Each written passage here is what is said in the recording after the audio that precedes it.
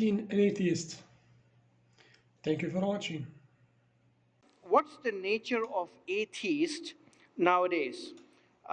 Do they base their argument on logic and science, or they want to be free from any obeying any God's command, which basically means they just want free and fun life, or it's just a matter of bad perception towards religion in general?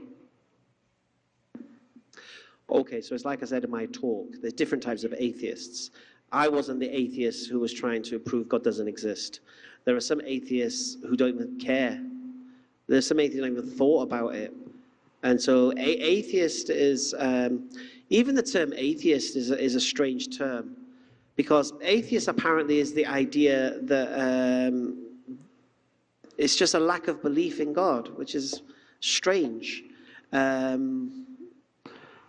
Because you ask any atheist, even Richard Dawkins, the atheist, and you ask him, could God exist? His answer is yes, but I don't believe he does. But his answer is, yeah, he could exist. It's possible, but I just don't believe so. But I think he's being dishonest, because whenever these atheists who make this say that God could exist, they always exclude God when they do their experiments, when they're trying to do their research. They never include God in the equation, as if God doesn't exist. So, these people basically are lying to themselves when they just know they can't say God doesn't exist, because then they're going to be asked, well, why don't you prove that?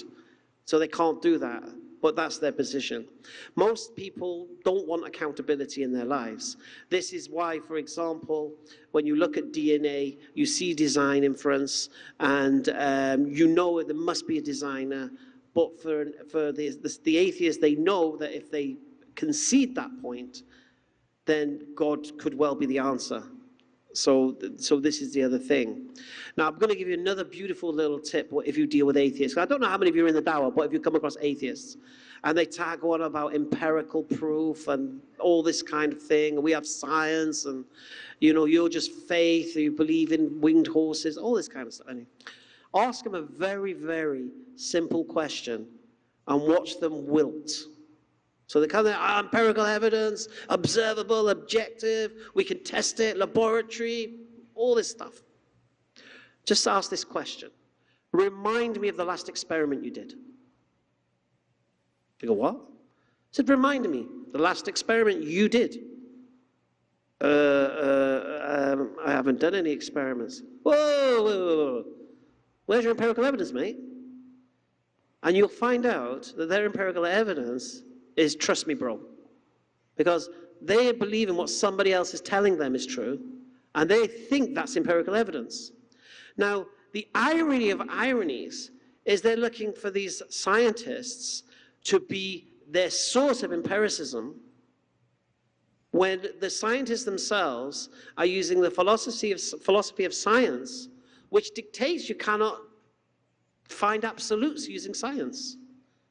Science is limited. Science today could refute what science today says. Science tomorrow could refute today what science says. So based upon the philosophy of science, you can't even be sure what you believe today is true, based on that philosophy. And I'll give you one little beautiful analogy, this is another lovely one.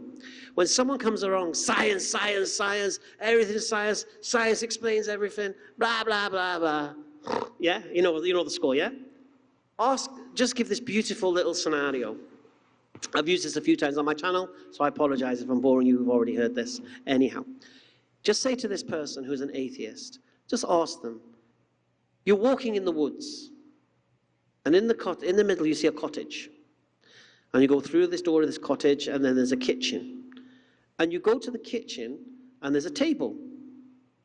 And on this table, there's a cake. But the cottage is empty. Using science, only science, tell me who made the cake and why. They're like, what? I said, tell me who made the cake and why. And they start thinking, I don't know. I know, you don't know. Anyone could have made that cake. An old little lady could have made that cake. A young girl could have made that cake. A baker could have made that cake. It could be a birthday cake. It could be a welcome home cake. It could just be a cake because it's a Wednesday. You don't know why the cake is there, and you don't know how the cake is there.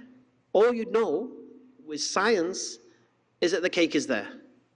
And you can look at what is a cake. You can look at the ingredients of the cake. You could reverse engineer what it's made of. It's made of eggs, flour, chocolate, whatever it may be. But science cannot give you the how, nor the why. And that's just a cake on a table in a cottage. You just watch their faces. They realize science is useless for the why and the how.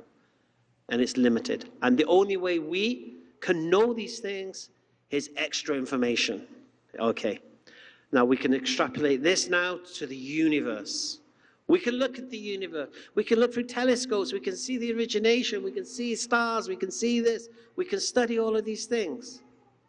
But we can't know how the universe is there. And we can't know why the universe is there.